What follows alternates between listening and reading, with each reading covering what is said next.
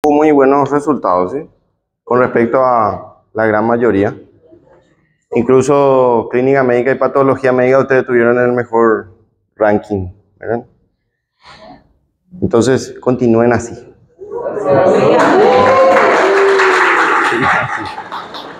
Bueno, tienen que tener en cuenta que para la segunda parcial tiene más puntaje.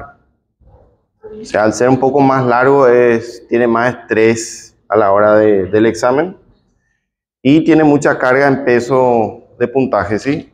Todo antibiótico probablemente entre, ¿sí? Les conviene que entre mucho contenido porque nos quedan muchos temas que van a quedar para el examen final. Así que vamos a tratar de que entre todos los antibióticos para el examen de la segunda etapa.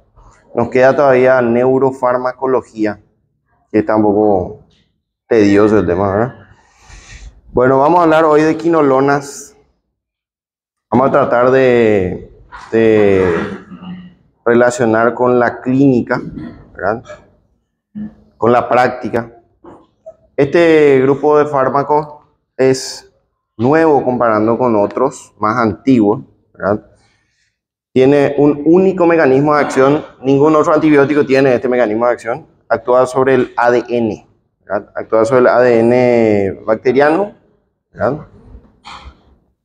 Justamente acá nos dice que estos antibióticos actúan sobre el metabolismo, estructura nuclear, principalmente sobre el ARN y el ADN. Específicamente bloquean el ADN que se encarga, una enzima que se encarga de enrollar esa codificación genética, la progresar, entonces muere, ¿verdad? Son bactericidas, no son bacteriostáticos, no son dosis dependientes. Entonces acá tenemos un ejemplo de lo que ocurre, ¿verdad? Normalmente se copia el material genético de un molde, de una matriz que es el ADN. Eso lo hacen a través de ARN mensajeros, que tienen la capacidad de copiar y formar nuevas proteínas. A partir de ahí prolifera la bacteria y se mantiene viva, ¿verdad? Bueno, justamente nos dice el genoma, la matriz del ADN contiene información para la síntesis de proteínas y se transmite generalmente a través de un ARN mensajero. Bueno, durante la transcripción, a este proceso se llama transcripción, que es copiar el ADN y formar nuevas proteínas por medio de un ARN mensajero. Ese proceso es la transcripción. Entonces, estas bacterias van a ser interrumpidas en ese proceso de transcripción gracias a la inhibición del ADN, justamente girasa. Y este es un resumen. Tienen que tratar de hacer este tipo de resúmenes para fijar mejor la información, ¿verdad? Porque después se va a mezclar, va a haber una ensalada mental, principalmente a la hora de rendir, ¿verdad? Entonces, todavía no dimos, pero vamos a dar próximamente. Los que tienen un mecanismo de inhibir el metabolismo, ¿sí? Actúan sobre el ácido fólico. Tenemos las sulfas, que son ya fármacos antiguos, vinieron inmediatamente después de la penicilina, se crearon las sulfas por un accidente. Después vamos a hablar de eso, ¿verdad? Son tóxicos, ¿sí? Por eso quedaron un poco relegados. Pero hay otro que se llama trimetropin, que actualmente se utiliza mucho, tiene un buen espectro, que justamente actúan ambos sobre el metabolismo del ácido fólico o de los folatos. Bueno, después tenemos el que inhibe la ARN polimerasa, que es la rifampicina. Vamos a hablar mejor de la rifampicina cuando hablemos de tuberculosis, ¿verdad? ¿Por qué? Porque es un antituberculoso primario. Buen espectro, potente, bactericida, pero se utiliza para el combate de la bacteria intracelular, que es el Mycobacterium tuberculosis. Esa bacteria es muy difícil de tratar, ¿verdad? Últimamente hay muchos casos, lastimosamente, ustedes cuando estén en el campo de batalla, en la práctica, van a ver que muchos recaen. Y las recaídas son mucho peor que la infección primaria, ¿verdad? Entonces, pulmones destruidos, ¿verdad? Muy baja reserva, y le miran al paciente y tiene 25 años. Su calidad de vida ya va a estar deteriorada totalmente. El pulmón ya no se recupera, ¿sí? Entonces, lo ideal sería un buen tratamiento, una buena contención, una buena nutrición, porque esta bacteria vuelve a aparecer si por algún motivo se inmunodeprimen, ¿verdad? Bueno, después tenemos los inhibidores de membrana celular, que queda ya un poco más lejano. Vamos a dar también, son los antimicóticos, hongos, ¿verdad? Los hongos son muy raros en el ser humano, pero si infectan, pueden infectarlo superficialmente y profundamente. Acá habla principalmente de las micosis sistémicas, ¿verdad? Principalmente lo que es Aspergillus, ¿verdad? Histoplasmosis, paracoccidomicosis, que son, seguramente ya dieron en algún momento, son micosis agresivas. Entonces aparece la anfotericina B, que inhibe la membrana del ergosterol que tiene el hongo, ketoconazol y la polimixina, que se suele asociar con anfotericina B. Luego tenemos los inhibidores de la síntesis proteica, que ya vimos varios. Aparecen los aminoglucósidos, que fue el capítulo anterior. Justamente son tóxicos, nefrotóxicos, ototóxicos, y solamente tienen una cobertura limitada. Son bacteriostáticos y cubren únicamente gérmenes gram negativos, ¿no? Gérmenes gram negativos. Cloranfenicol, quizá demos hoy también, es un tema corto. ¿Por qué es corto? Porque ya no se utiliza tanto debido a su múltiple toxicidad. Y no es ototóxico ni nefrotóxico, es hematotóxico, peor todavía, ¿verdad? Ataca la médula ósea. Clindamicina, no mencionamos. Macrólidos, sí, ya hablamos de los macrólidos, que inhiben la síntesis proteica. Son fármacos de bajo espectro, principalmente para la población atípica, ¿verdad? Moraxella catarrhalis, también cubre lo que es la clamidia psittaci, ¿verdad? Mycoplasma pneumoniae, clamidia pneumoniae. Son especialistas en esas bacterias y también en una bacteria gástrica que se llama Helicobacter pylori, ¿verdad? Bueno, mupirocina, fármaco cutáneo para el tratamiento superficial de infecciones de piel. Streptomicina, también ya hablamos, forma parte del tratamiento de la tuberculosis. Y las tetraciclinas, que vienen muy cercanos a la sulfa en toxicidad. Tiene un raro efecto adverso que produce coloración de los dientes. Los dientes se vuelven marrones. En muchos casos irreversible, ¿verdad? Y los inhibidores de la síntesis proteica, de la síntesis de la pared del peptidoglucano, que eran principalmente penicilina, la cefalosporina, carbapenémico y monobactámico. Bueno, aparece también la fofomicina, que se utiliza mucho en Brasil para el tratamiento de infecciones urinarias, ¿verdad? Acá todavía no. Bueno, las quinolonas tienen su historia, aparece en 1970 por un error. Estaban experimentando con el fármaco quinacrina, que se utiliza para el paludismo, ¿verdad? Para el paludismo. Bueno, muchos de estos fármacos, la malaria ocasionó miles de millones de muertes, ¿verdad? Entonces se experimentó mucho con estos fármacos y en muchas ocasiones descubrieron los antiarrítmicos, por ejemplo, que vienen también de la quinacrina, que es clase 1A. Bueno, acá descubrieron el ácido nalidíxico. Hoy prácticamente ya no existe el ácido nalidíxico. ¿Por qué? Ahí está la respuesta. Generalmente hay mucha resistencia, ya no hay fármacos, o sea, cobertura antibiótica. La penetración tisular es baja, no alcanza concentraciones óptimas, ¿verdad? Aparte es cardiotóxico, ¿verdad? Produce cardiotoxicidad y esto, ¿verdad? No hay cobertura. También hay un familiar de la primera generación que se llama ácido pipemídico, ¿verdad? Ese pueden encontrarlo todavía. Generalmente viene para tratamientos superficiales, infecciones cutáneas de piel leves, celulitis, algún tipo de herida, funciona. Pero viene para tratamientos leves. Bueno, Luego le agregaron un átomo de flúor y aparecen las famosas fluoroquinolonas, ¿verdad? Que, fíjense que está la clasificación nueva, se modificó.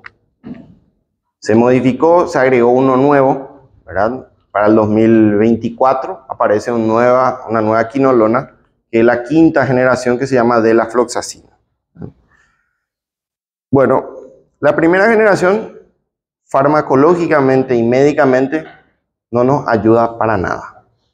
A partir de la segunda, que se modificó, sí, ya aparecen todas las fluoroquinolonas. Levofloxacina, ciprofloxacina, oxfloxacina, norfloxacina, ¿verdad? Y algunos como la lomefloxacina. Todos estos están disponibles. Segunda generación, son buenos, amplia espectro, mejor estabilidad, le agregan un átomo de flúor, ¿verdad? Tercera generación, gatifloxacina, un poco limitado, tóxico. Cuarta, moxi. Este está disponible en frasco y en comprimido, tiene un amplio espectro. Y la quinta, que fue hace poco, muy poco tiempo, no hay mucha información todavía de ella, ¿verdad? Si buscan van a encontrar muy poca. Se especializa en gram positivo. ¿Se recuerdan de la clasificación de la cefalosporina?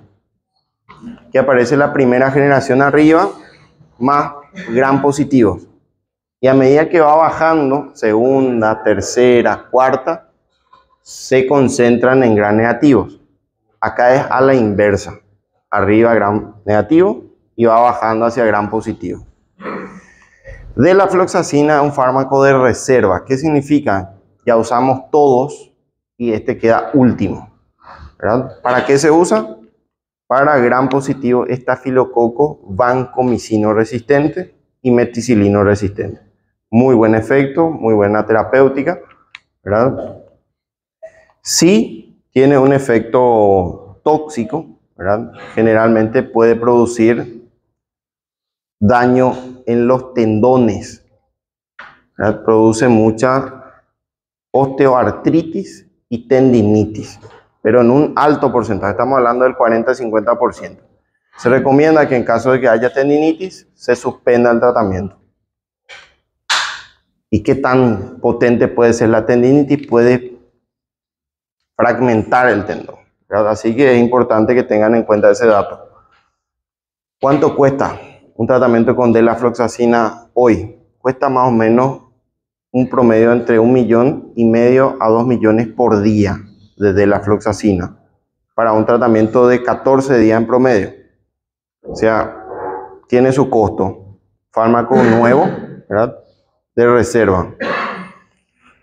Bueno, esta era una clasificación antigua, la primera generación, ácido nalidíxico, ácido pipemídico. Recuerden de esos nombres, no son tan fáciles de aprenderse, ¿verdad? Pero lo que sabemos es que tiene muy poca actividad, espectro muy reducido, muy bajo, ¿verdad? Nos dice, son inactivas frente a gram positivo. Sin embargo, la delafloxacina, su especialidad, su espectro preferente es gram positivo. Bueno, cubre algunas, ¿verdad?, enterobacterias. Recuerden que entero viene de intestino, tracto gastrointestinal, se encuentran generalmente ahí, y alguno que otro gram negativo. ¿Quién preferentemente? Escherichia coli, ¿verdad? Escherichia coli. De entrada vemos que el espectro no nos ayuda mucho, o sea, queda relegado. Hay muchas otras opciones más buenas para el tratamiento de infecciones bacterianas, ¿verdad? Alcanza valores bajos en suero, muy mala distribución, concentración, como dice acá, distribución baja, y solo pueden ser usados en algunos casos de infecciones urinarias. Muy reducido la primera generación. La segunda, a partir de la segunda se agrega el átomo de flúor, la posición 6, y ya tiene mayor actividad frente a gram negativos, incluida la pseudomonas. Ya la norfloxacina cubre pseudomonas aeruginosa. Este germen es un germen agresivo, intrahospitalario general. Difícil es ganarse una pseudomona en la casa, ¿verdad? Ya hablamos de esto. ¿Cómo vamos a ver si el paciente viene de la casa o viene del hospital? Le vamos a preguntar, ¿verdad? ¿Usted estuvo internado en estos últimos días, señor, señora? Si hace 5 días salí del hospital. Entonces, muy probablemente esté uno de estos incorporado, ¿verdad? No, yo estuve en mi casa siempre, no me fui al hospital, no me interné. Entonces, es un germen de la comunidad. Son gérmenes de baja resistencia. Entonces, esa separación siempre tienen que hacer de entrada, ¿verdad? Últimamente vimos, lastimosamente en la práctica clínica, los colegas, viene un paciente con 25.000 blancos. Recordemos que va entre 10 a 12.000 blancos lo normal. Y se asustan, ¿verdad? Viene de la casa y le ponen una bomba nuclear de antibióticos. Le ponen piperacilina, tazobactam, un carbapenémico, que todavía no dimos. Y lo único que están haciendo es bloquearle la chance de vivir al paciente, porque va a hacer resistencia. Y cuando le quieran poner una amoxicilina ya no le va a hacer efecto, ¿verdad? Entonces, se guían por los blancos. Y los blancos es una señal de respuesta inflamatoria aguda nomás, ¿verdad? Una respuesta bacteriana. Bueno, algunos atípicos, ¿podrían citar algunos atípicos? Hablamos de Klebsiella, ¿verdad? Legionella puede ser, muy bien. El Mycoplasma pneumoniae, la Clamidia pneumoniae, ¿verdad? Clamidia psittacis, Moraxella catarrhalis. Muy bien.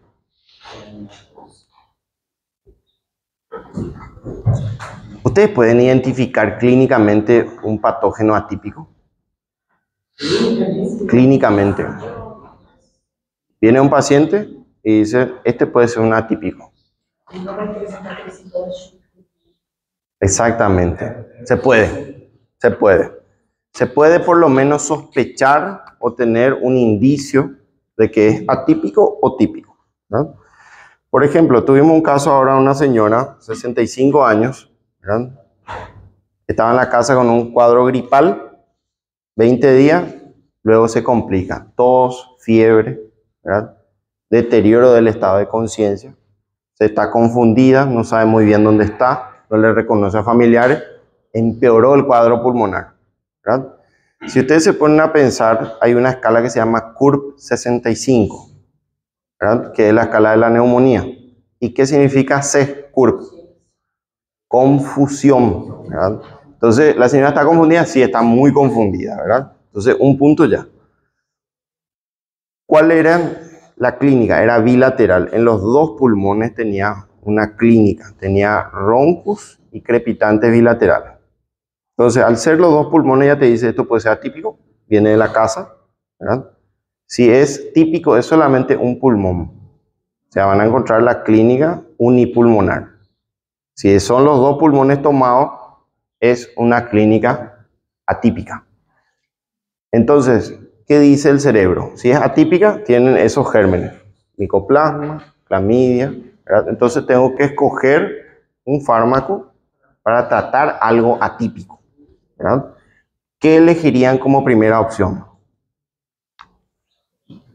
Hasta ahora estamos interpretando la clínica de la señora. Sabemos ya quién probablemente está detrás. Klebsiella, Clamidia pneumoniae, ¿verdad?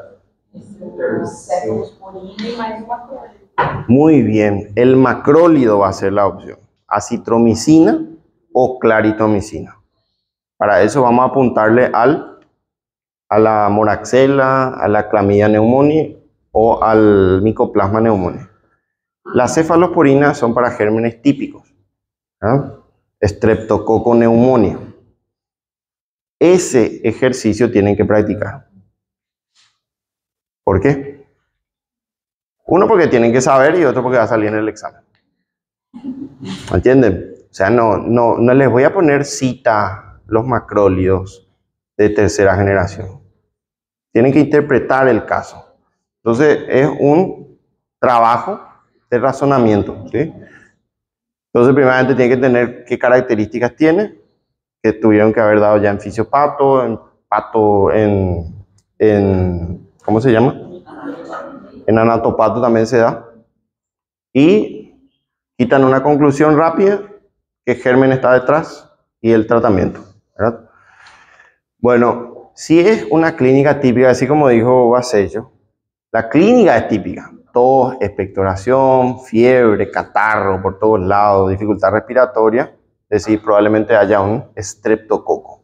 70% de probabilidad que tenga un estreptococo, ¿verdad? Entonces, la clínica va a ser típica, unilateral, una neumonía lobar. ¿De dónde viene? Viene de la casa. Entonces, un estreptococo neumonía, ¿verdad? Bueno, ciprofloxacina. Fíjense que anteriormente las de la flor propiamente eran de tercera, hoy son todas de segunda, porque nos guiamos por esta, ¿verdad? Entonces no simplifica. Acá dice tercera, pero no se dejen engañar, ¿sí? Bueno, Cipro, Oxflox y Levo.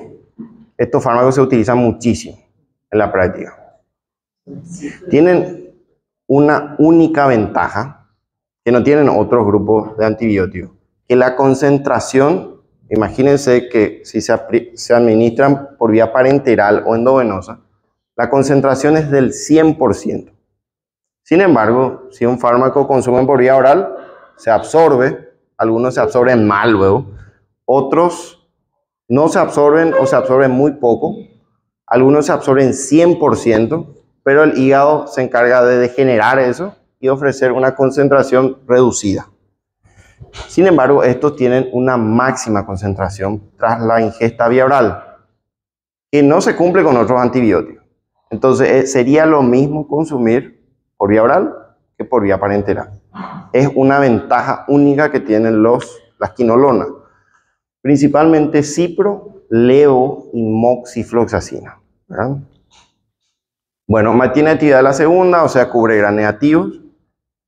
Mejora absorción, esta es la ventaja. Mejora la absorción por vía oral, por ende la concentración plasmática, y mejora actividad frente a Pseudomonas aeruginosa, atípicos y gram positivos. Ya amplía el espectro, ¿verdad?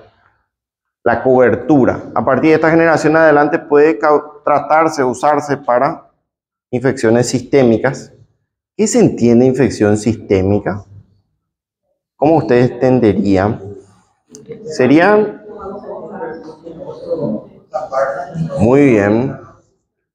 Tienen que tener en cuenta que cuando se activa el sistema de respuesta inflamatoria sistémica, taquicardia, taquipnea, hay bacteriemia, ¿verdad? O sea, la bacteria se mete al torrente sanguíneo y circula. Y puede ir en otro órgano. Generalmente cuando hay SIRS, ¿verdad? Taquicardia, taquipnea, ¿verdad? Hipotensión, fiebre, son síntomas sistémicos. O sea, automáticamente ya una infección grave.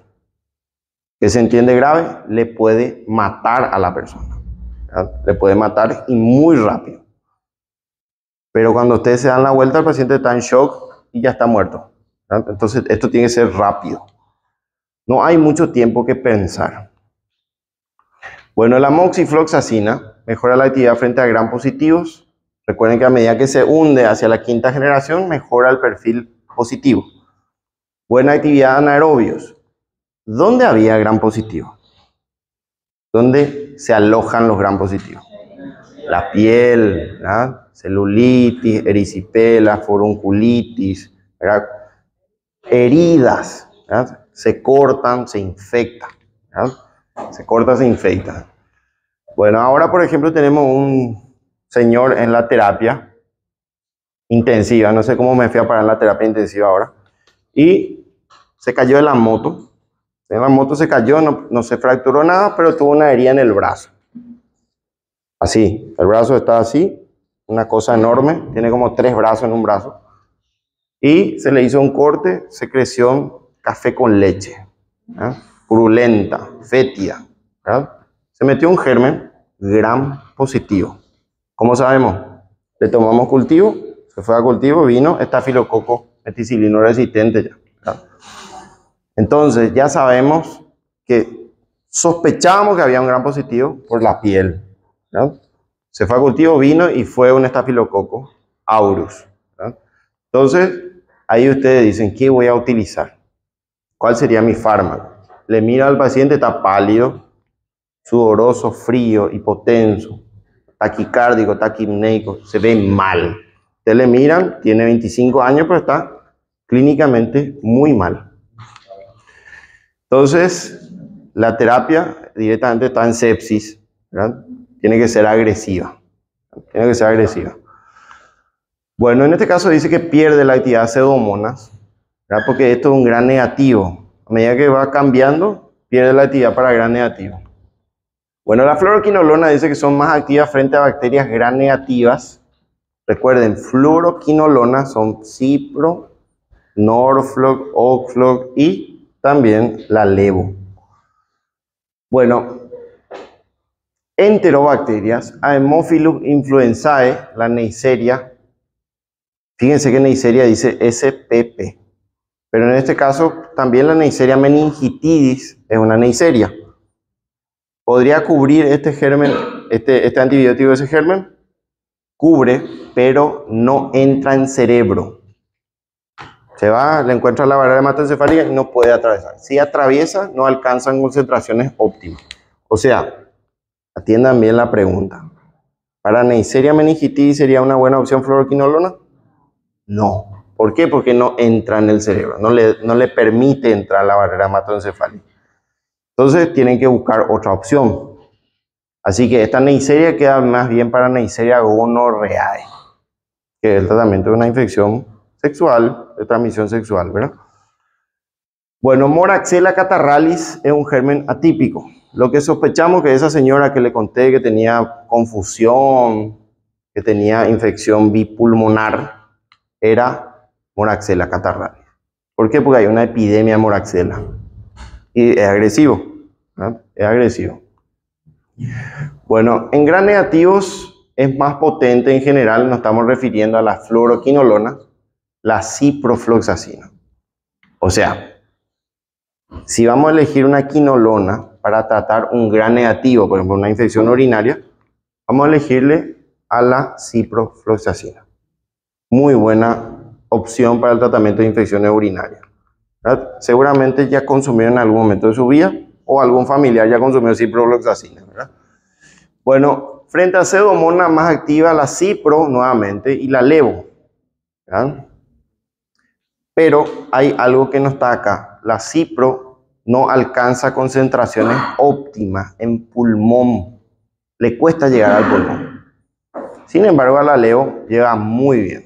Para infecciones pulmonares es siempre recomendable levofloxacina, ¿verdad? Bueno, la Stenotrophomonas maltófila, esta bacteria es temida, ¿verdad?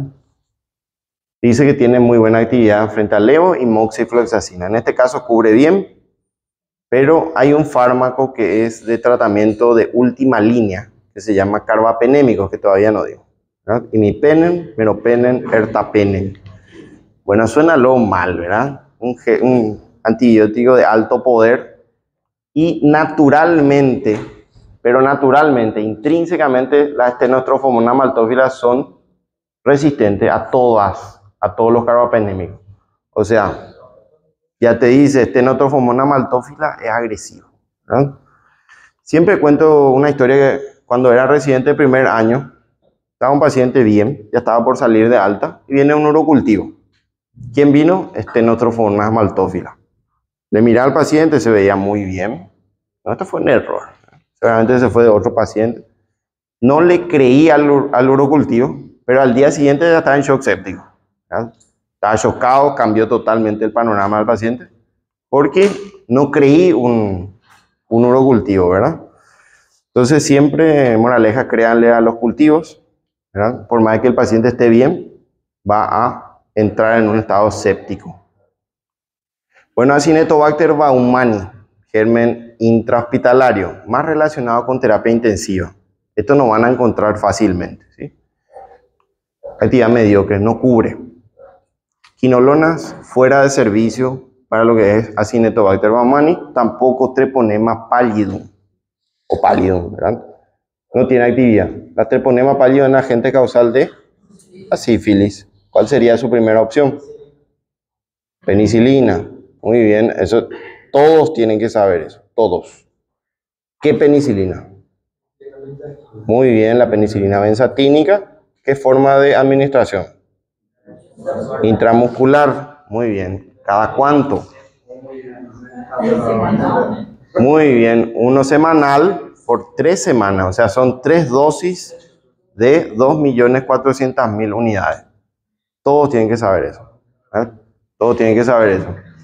Bueno, justamente ayer recibimos la información, tuvimos el récord de VDRL. Normalmente el VDRL, Veneral Research Laboratory, VDRL, es una dilución para saber la relación de Treponema pallidum con el suero, ¿verdad? Solemos tener uno en 32, uno en 60 máximo. Tuvimos uno en 250. Quiere decir que tiene una inmensa cantidad de Treponema pallidum circulando. Nunca tuvimos algo así. Paciente 30 años, femenino. VIH conocido en estadio SIDA C3 último. Hace 10 años ya se conoce. O sea, a los 19 años ya se ganó su VIH-Sida. Aparte de eso, tiene VDRL positivo. Normalmente el VDRL hace su pico máximo a los 1 a 2 años. Quiere decir que la sífilis se ganó hace 2 años teniendo SIDA ya. Imagínense, quiere decir que alguien le transmitió sífilis, pero se ganó SIDA. Probablemente. Hubo un intercambio ahí medio complicado. Para que se den cuenta la situación, viene una chica joven de 19 años y me dice, doctor, ¿qué tal está mi familiar? Y vos sos su hermana, le digo, tenía más o menos la misma edad. No, yo soy su hija, me dice. Quiere decir que le tuvo a los 9, 10 años, le tuvo a la criatura, a la nena. ¿Verdad? Ya le embarazaron a los 9, 10 años. ¿Verdad? O sea, ya una vida sexual precoz, ¿verdad? Terrible. Y fue el pico máximo de VDRL que tuvimos, ¿verdad? Hasta ahora nunca hubo uno en 250 de dilución. Bueno, entonces ya saben cuál es el tratamiento. ¿Qué pasa si es alérgico a la penicilina? Ahí sí estamos en problemas, ¿verdad? Una opción es la ceftriaxona, ¿verdad? Que igual viene por vía intramuscular, pueden aplicarlo y generalmente el tratamiento es continuo, no es por semana, ¿verdad? Bueno, la Legionella pneumófila sí tiene actividad, un germen atípico pulmonar, también se llama enfermedad legionario, ¿verdad? Bueno, y en cuanto a gram positivos, los mejores son Moxi y Levo. Recuerden que a medida que va cayendo la generación hacia la quinta, cuarta, mejora gram positivos. Neumococo, moxifloxacina siempre tiene un mejor poder. La Moxi no está muy disponible, es costosa, cuesta más o menos 500.000 por frasco. Se usan 3 frascos por día, vamos a 1,5 millones por día, ¿verdad? Pero es muy bueno, muy buen espectro, muy buena estabilidad, es una seguridad para el paciente, pero costoso, ¿verdad? Listeria monocitogenes es un germen cerebral general, entra en el cerebro, Levo y Moxi, pero como no entra estos fármacos en el cerebro, no sería una muy buena opción, ¿verdad? Y el Mycobacterium tuberculosis, ¿verdad? El germen causal de la tuberculosis pulmonar y extrapulmonar, Moxi es el más activo, dice. Pero se usa en el tratamiento de la tuberculosis, no. Se dice nomás, de todo el que cura mejor es moxifloxacino, pero no forma parte del tratamiento primario, así que no se confundan esto, ¿sí? Bueno, vamos a tener un receso corto y después vuelvan para la segunda parte, ¿sí? Si quieren más gram positivo, ¿verdad? Algo muy importante, fíjense esta diapositiva, esta parte dice que todos son resistentes al estafilococo meticilino resistente, excepto la de la floxacina. ¿Sí? La última generación cubre ya este germen. Entonces, tiene muy buen poder de eliminación para gérmenes gram positivos multiresistentes, la quinta generación. Bueno, Clamidophila pneumoniae o Clamidia pneumoniae y Mycoplasma pneumoniae son los dos gérmenes más importantes con respecto a atípicos. ¿De dónde? Como dice neumonía, pulmón, ¿verdad? Pulmón. La Moxi es más activo que la Cipro y la Levo, ¿verdad? Acuérdense que la Cipro no llega bien al pulmón, no es muy buena opción, no es una opción correcta. Y dirán, Si le aumentamos la dosis, ¿podríamos alcanzar una concentración efectiva en pulmón? Sí. Generalmente son 3 frascos cada 8 horas para alcanzar una concentración efectiva en pulmón. Eso es mucha dosis. Cada frasco de ciprofloxacina viene de 200 miligramos.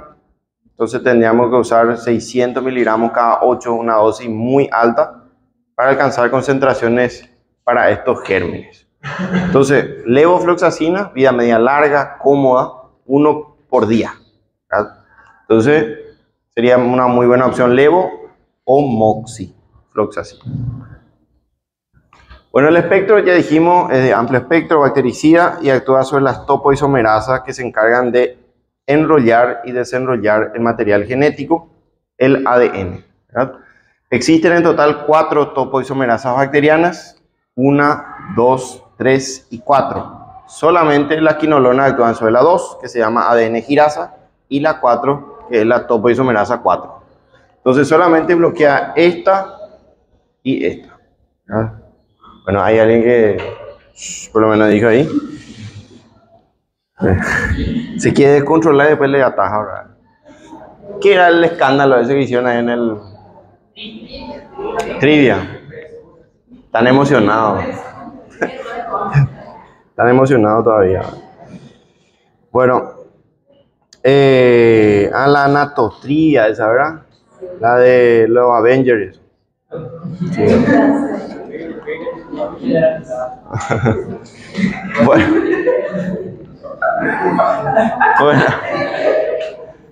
Bueno, esta primera dice que tiene que ver con el superenrollamiento.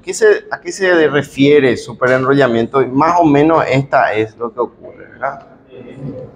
Acá tenemos las quinolonas, el ADN polimerasa, ¿verdad?, que desenrolla y el que le vuelve a enrollar. Entonces, ¿dónde actúan? Bloqueando justamente el superenrollamiento bacteriano. Un mecanismo único. Recuerden, no hay otro antibiótico que cumple este efecto. Por lo tanto, bloquean para gram positivos, pero para gram negativos, más preferentemente la topoisomerasa 2 o ADN girasa. Recuerden que el ADN girasa es el 2. Los 2 no se llaman ADN girasa.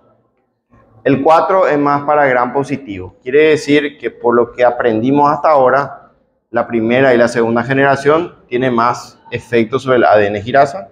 Y a partir de la cuarta y quinta, topoisomerasa 4. ¿Verdad? También hay mecanismos de resistencia. Por supuesto, todos los antimicrobianos, incluyendo antibacterianos, virales, fúngicos, tienen resistencia.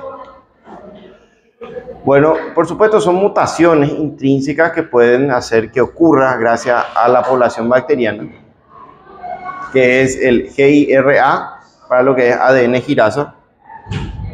Ese siguen siendo lo de transfusión. No, otro. Ah, la totrilla. Bueno. Y el parce, ahí está la delegada. Bueno. Entonces, para que ocurra mutaciones tiene que ser alteraciones del gen, ¿verdad?, bacteriano. Y nos dice muy buena absorción por vía oral. Desde el punto de vista cinético, de movimiento del fármaco, esto tiene muy buena absorción por vía oral. Sería un buen tratamiento ambulatorio. ¿Podría compararse intrahospitalaria a ambulatorio? Sí. O sea, podríamos hacer una dosis corta, intravenosa, y continuar en la casa, por ejemplo, ¿verdad?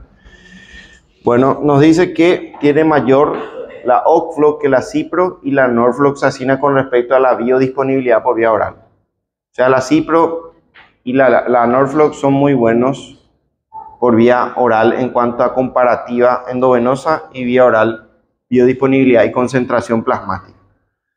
Bueno, nos dice, tras la administración oral y endovenosa es similar y muy útil en la terapia secuencial. ¿Qué significa esto?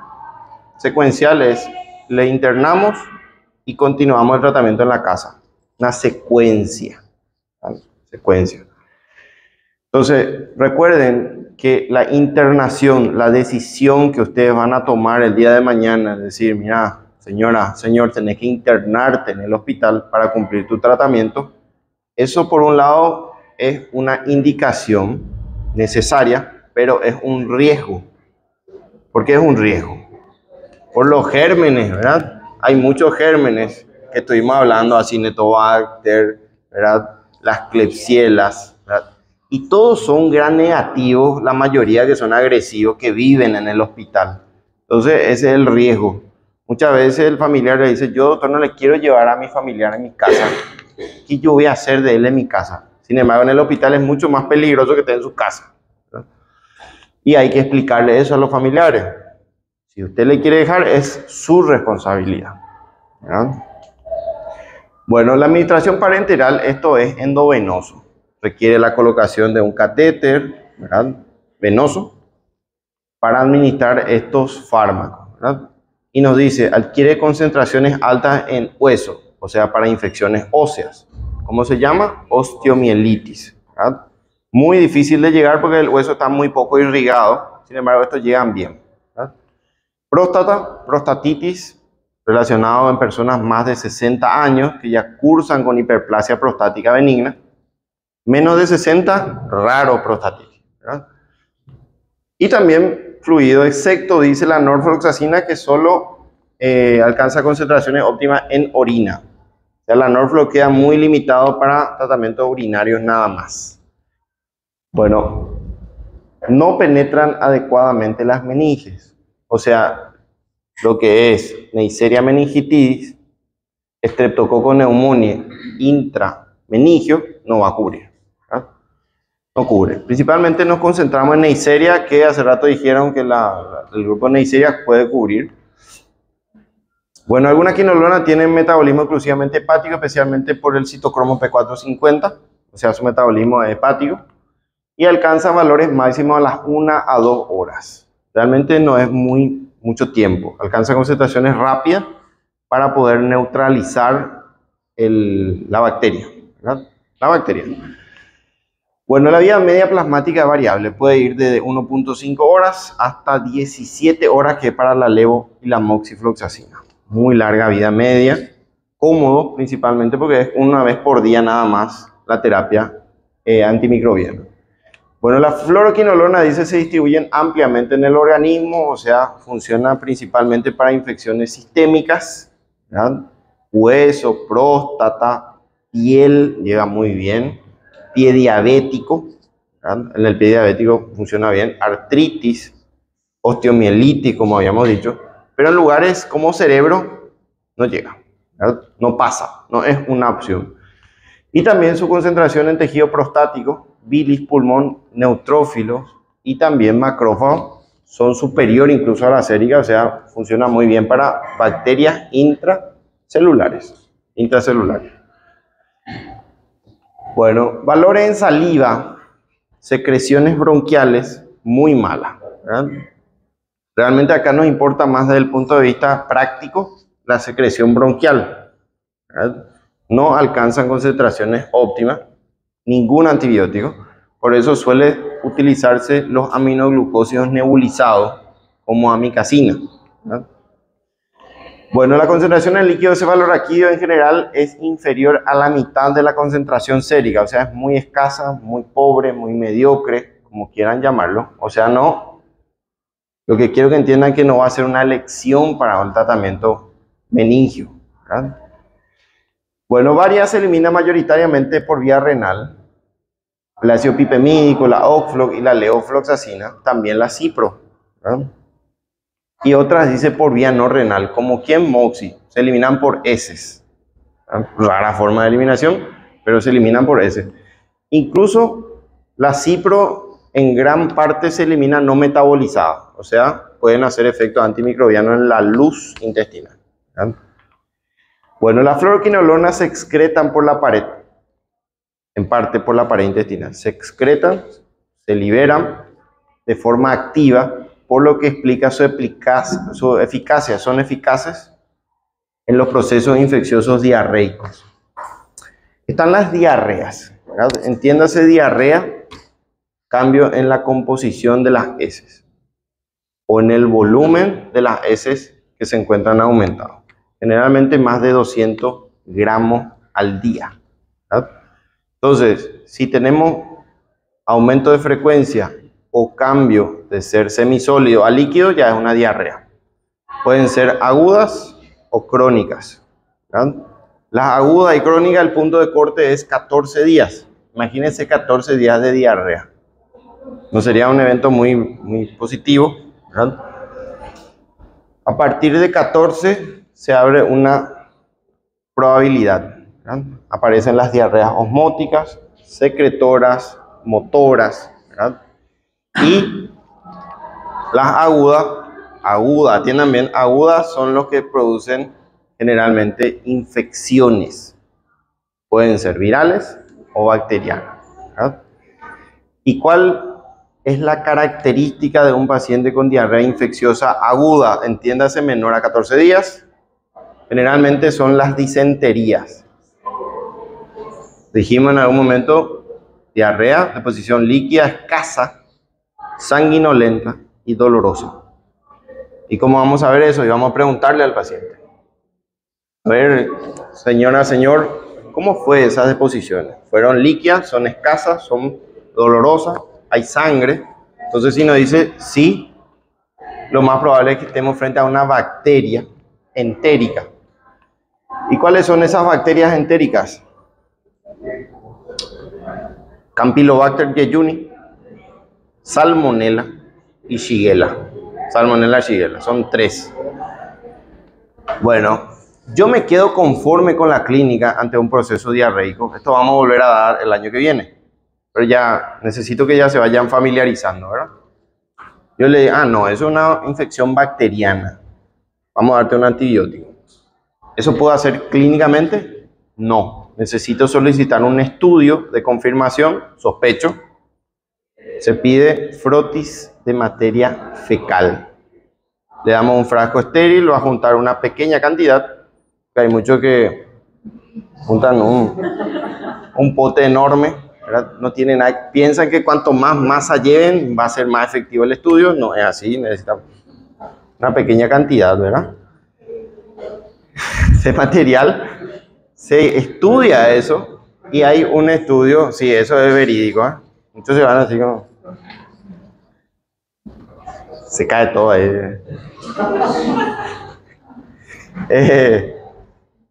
Hay un estudio que dice leucocito en heces, ¿verdad? Cuando los leucocitos están presentes en heces, nos apoya hacia un proceso infeccioso bacteriano, ¿verdad? De lo contrario, no van a estar presentes. No es normal que aparezca el leucocito en heces. Cuando viene el leucocito en heces, yo digo, esto es muy probable de que haya una bacteria de esos 3 que hablamos. Entonces le pido coprocultivos. Y el coprocultivo solamente identifica esos 3 gérmenes, ¿no? Ahora, si es virus, por ejemplo, un virus muy importante relacionado con las diarreas son justamente el rotavirus, ¿verdad? Rotavirus. Si yo sospecho de rotavirus, ¿qué características tiene la diarrea? ¿Son abundantes o son escasas? Y son verdosas, verde. Diarrea verdosa, abundante, rotavirus, ¿verdad? Hay un estudio que se llama rotatest, que yo puedo pedir si sospecho, ¿verdad? Por supuesto, si me dice escaso, doloroso y sanguinolento, no va a ser rotavirus, va a ser una bacteria muy probablemente, ¿verdad? Bueno, entonces, viene el paciente con un cuadro diarreico disentérico. ¿Qué antibiótico le iniciarían? Ciprofloxacina, ¿verdad? Muy bueno, es el mejor, ¿verdad? Para esa condición. Recuerden que también se asocia con fiebre. Hay fiebre con estos cuadros diarreicos infecciosos.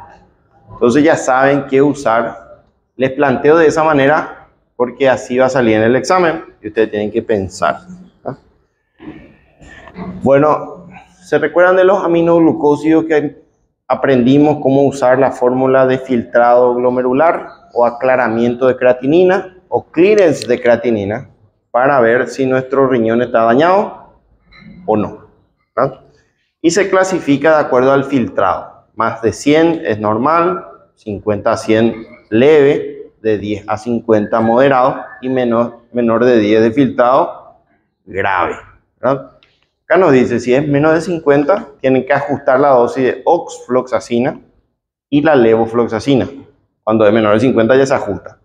Y la cipro y la norflox a partir de 30 para abajo. Sí o sí se ajusta la dosis. O si no, podemos tener índice de toxicidad.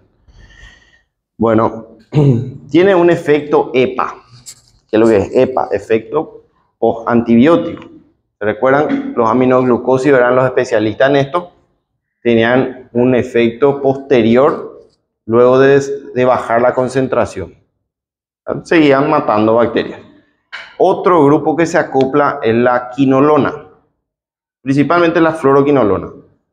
¿Hay algún otro antibiótico que tenga esta peculiaridad? No, solamente aminoglucósido en primer lugar y segundo lugar las fluoroquinolonas, ¿verdad? Nos dice 3 a 6 horas en estafilococo sigue matando, ¿verdad?, algunas enterobacterias y la pseudomonas aeruginosa. Sin embargo, en bacterias que son muy sensibles como la Escherichia coli y el Haemophilus, no tienen EPA porque cuando alcanzan concentración ya le mata a todo. Entonces, cuando llega la concentración de descenso, ya no hay bacterias que eliminar. Entonces son muy sensibles en este caso. Bueno, presenta interacciones con otros fármacos. Disminuye la concentración de las quinolonas entre un 25 a 90%, mucho es. ¿Qué cosas? Antiácidos, ¿verdad? Recuerden bien que los antiácidos no son protectores gástricos. ¿Y qué son los antiácidos? Nada más reduce la acidez por un periodo corto de tiempo. Esa dispepsia, ese dolor urente, esa pesadez estomacal, consumen su antiácido, que suele ser bicarbonato de sodio, sales de aluminio, sales de magnesio. No se recomienda consumir con estos antibióticos porque reduce su concentración, ¿verdad? Tampoco suplementos como hierro, ¿verdad?, como dice ahí, hierro, zinc, ¿verdad?, porque también reducen la concentración. Y acá aparece algo que se llama sucralfato. No sé si escucharon hablar ya de esto. Es un polímero que tiene la capacidad de unirse y pegarse. Se pega como un chicle, como una goma de mascar, se pega por la mucosa. Pero solamente se pega por la que está dañada. Si tu mucosa está intacta, no se va a pegar. Va a pasar de largo, ¿verdad? Entonces, ¿en qué caso se utiliza? Cuando hay sospecha o diagnóstico de úlceras gástricas. El sucralfato se va y se pega y genera un proceso local. Eso vamos a dar cuando veamos protectores gástricos más adelante. O sea, recomendación no consumir con sucralfato, que ya saben qué función cumple. Suplementos vitamínicos que tengan hierro, zinc y algunos minerales y antiácidos, ¿verdad? Recuerden que el tratamiento del hierro es muy inteligente. Muchas veces ustedes le ven anémico al paciente y ya le dan hierro. Tienen que tener primero la concentración de hierro plasmático y de ferritina para iniciar tratamiento con hierro. O si no, el hierro se elimina y produce estreñimiento. Bueno, aumenta los efectos de los anticoagulantes tipo warfarina, que es un anticoagulante primitivo, primario, antiguo. Fueron los primeros anticoagulantes, por lo tanto son peligrosos, ¿verdad? Son peligrosos porque son anti-K, ¿verdad? Son fármacos anti-K. Ustedes ya saben cuáles son los factores K dependientes. Cafeína, ciclosporina, que es un inmunodepresor, y la teofilina, que se recuerdan que era un fármaco metilsantina, es un broncodilatador, ¿verdad? Aumenta el riesgo de convulsiones también. Vamos a ver que si bien puede aumentar el riesgo de convulsiones, principalmente si se usa con antiinflamatorios no esteroideos, puede desencadenar epilepsias farmacológicas secundarias, ¿verdad? La probabilidad es muy baja, menos del 1%, pero te advierte, puede haber convulsiones, principalmente si tiene algún trastorno como un trauma, un ACV, ¿verdad?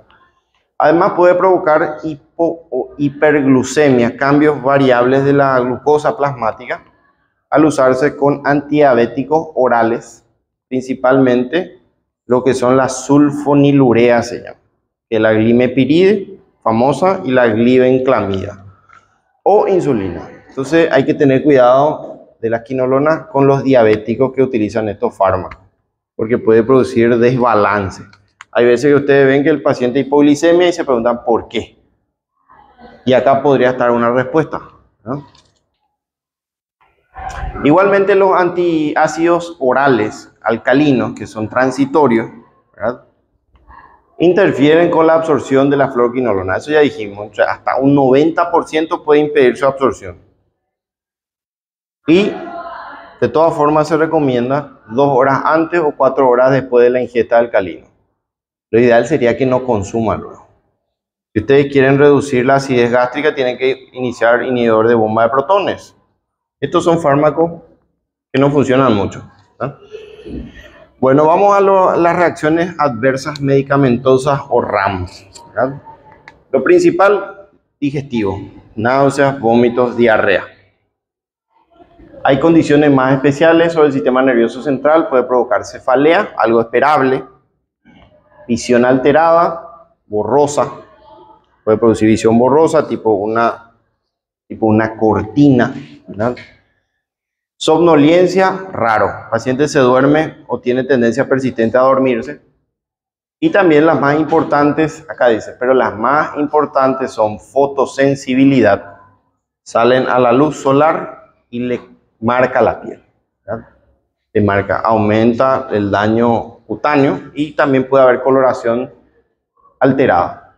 Crisis convulsiva, ya hablamos, aumenta el riesgo de convulsiones y esto está en rojo. Ruptura del tendón de Aquiles. Puede provocar ruptura del tendón de Aquiles, se suelta, ¿verdad? Principalmente tiene que tener una condición especial, tiene que ser añoso, más de 60 años, y tiene que consumir a la par corticosteroides. Los corticosteroides también producen debilidad del tejido ahí conectivo de los tendones. Principalmente se vinculó con estos dos que están fuera de línea, fleroxacina y la pegfloxacina. Pero también todas las quinolonas pueden provocar esto. Y hablamos de la floxacina que tenía problemas con los tendones también. O sea, en conjunto las quinolonas, cuidado con las tendinitis y las rupturas espontáneas del tendón. ¿Se rompe solo? No, es que ustedes van a traumatizarse. Solo se suelta, ¿no? Bueno, ¿qué más? Esto que está en rojo, ¿verdad? Ciprofloxacina, la causa más frecuente de colitis pseudomembranosa. La causa más frecuente. Si bien es el tratamiento ideal para las infecciones gastrointestinales bacterianas, es el que causa más alteración de la microbiota y que aparezca un germen que se llama ¿cómo? ¿Cuál es el agente causal de la colitis pseudomembranosa? Clostridium difficile o difícile se escribe, ¿eh? Acuérdense de eso. Produce colitis, inflamación del colon. ¿Cómo? Produce una pseudomembrana. ¿Qué color? Blanquecina. ¿Qué hace esa pseudomembrana? Hace que el agua no se pueda absorber porque hay una pseudomembrana. Entonces el paciente empieza a tener diarrea. Diarrea. No se explica. Entonces generalmente ocurre tras el tratamiento prolongado con antibióticos de este tipo. ¿Cuánto tiempo? 14 días para adelante. O sea, no es que usted le trata una infección urinaria por 5 días ya va a tener colitis pseudomembranosa. Tiene que ser largo el tratamiento, ¿no? Largo. ¿Es fácil alcanzar 14 días con ciprofloxacina? Muy fácil. Eso es cotidiano. Principalmente en diabéticos, pie diabético. Alcanzamos 14, 21, 28 días de tratamiento. O sea, muy probable que haya colitis pseudomembranosa. Bueno, rara vez ictericia colestásica. Recuerden, coléstasis es la éstasis de la bilis. O sea, estamos hablando de bilirrubina posthepática o directa. Esa es la ictericia colestásica. ¿La ictericia colestásica produce prurito o no produce prurito? Picazón sí produce prurito. ¿Por qué? Eso vamos a ver mejor en la próxima clase cuando hablemos de cloranfenicol, ¿verdad? No es por la bilirrubina. es por las sales biliares. ¿Vale? Y las sales biliares solamente se encuentran en el posthepático, que se encuentra con tu bilirrubina directa. ¿Vale? Entonces eso es muy importante. Vos le ves amarillo al paciente, ictérico, le pica, y vos decís, ese es posthepático. Si no le pica, es prehepático. Entonces es muy importante la clínica en ese punto, ¿verdad? Te puede orientar hacia dónde está el problema de la retención de bilirrubina, ¿verdad? Bueno, ictericia es coloración amarillenta de piel y mucosa. Hay pseudoictericias, que se ve amarillo, pero no es por bilirrubina, es por otra cosa, ¿verdad? Vamos a ver, por ejemplo, consumir muchos carotenos puede provocar una coloración amarilla de la palma de la mano o de la cara. Zanahoria, zapallo. Y hay personas que son amarillas, ¿verdad? Por ese consumo. Por ejemplo, una compañera mía, su mano es amarilla. Y le digo, ¿tenés algún problema con...? Sí, mi mamá no usa tomate. No usa nada, usa zapallo en vez de tomate. No sé por qué, ¿verdad? Y todo eso es zapallo en su vida. Entonces, aumenta el color de amarillo, ¿verdad? Bueno, discrasia sanguínea, ya dijimos que tienen problemas con la hemostasia secundaria. Hemólisis, ¿verdad? Raro, pero puede ocurrir. Y este es un tabú que se rompió ya, ¿sí? Hasta hace poco, exactamente hace 5 o 10 años, hasta hoy en día hay muchos pediatras que no usan quinolonas porque se demostró que producen necrosis del cartílago de crecimiento en animales. Ustedes saben que si se necrosa el cartílago de crecimiento, se detiene el crecimiento y no hay cómo recuperarlo, ¿no? Se puede hacer trasplante, implante, lo que sea, pero normalmente no funciona. Así que es un peligro. Se demostró que en humanos esto no es posible. Así que hay muchos pediatras que ya están usando quinolona en niños. Sin problema, porque se demostró que no produce necrosis del cartílago de crecimiento. Bueno, algunos especiales. Grepa prolonga el QT. Ustedes se recuerdan que si prolongamos el QT, puede haber fibrilación ventricular. Entonces es peligroso, es cardiotóxico. Y la trevafloxacina es hepatotóxico, letal, por lo que Estados Unidos, por ejemplo, sacó de circulación, ¿no? Bueno, ¿y para qué usar? Esta es una muy buena pregunta. ¿En qué situaciones usarían una quinolona? Para infecciones sistémicas, a partir de las fluoroquinolonas, cipro, levo. Infección urinaria complicada, entiéndase, pielonefritis, ¿verdad? Absceso renal, absceso perinefrítico, son todas infecciones complicadas. Si es una disuria, tenesmo, polaquiuria, dolor suprapúbico, eso es una infección urinaria no complicada, ¿no? Bueno, entonces, ¿qué antibiótico usarían del grupo de quinolonas para tratar una infección urinaria? Cipro podría ser muy buena opción, ¿no? La levo no funciona muy bien en orina, así que levo dejen para pulmón, ¿sí? Prostatitis bacteriana también, una cipro, una moxi, ¿no? Diarrea aguda infecciosa, dijimos que era de preferente elección ciprofloxacina porque se elimina, se excreta por las heces, por la pared bacteriana, ¿verdad? Exacerbación de fibrosis quística, ustedes saben que la fibrosis quística es un trastorno congénito, nace la persona, nace la criatura, el niño, con problemas de humidificación y lubricación mucosa. No se lubrica, entonces se seca. Lo que se seca se infecta. Entonces esta persona lastimosamente tiene más riesgo de infecciones recurrentes, ¿no? Entonces podríamos usar como complicación de la fibrosis quística. Tifoidea, dice, fiebre tifoidea.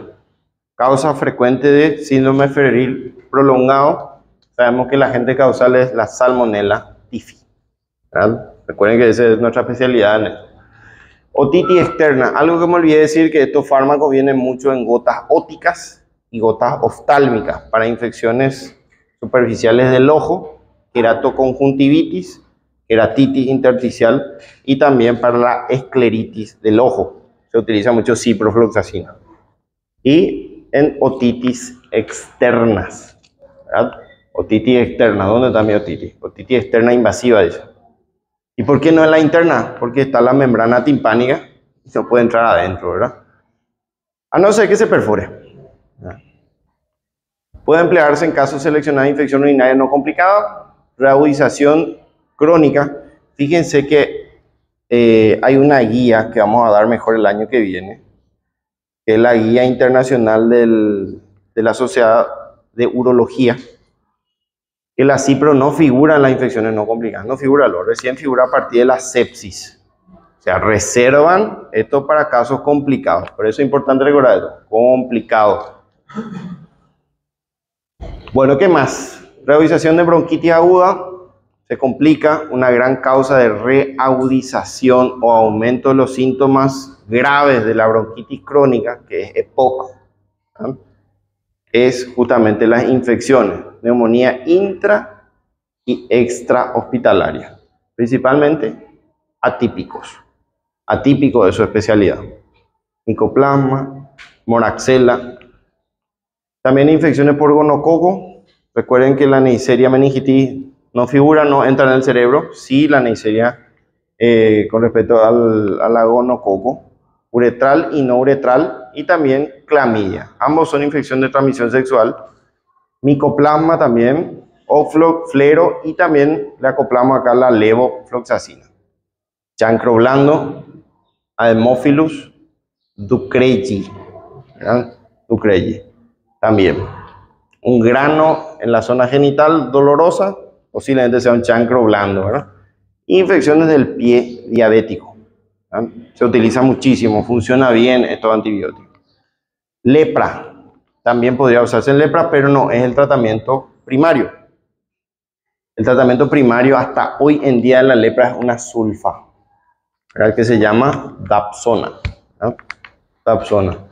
Y tuberculosis, que dijimos que el mejor de la tuberculosis no es ni la cipro ni la levo, es la moxifloxacina, ¿verdad? Y profilaxis neutropenia, que en pacientes inmunodeprimidos, ¿verdad? Sí.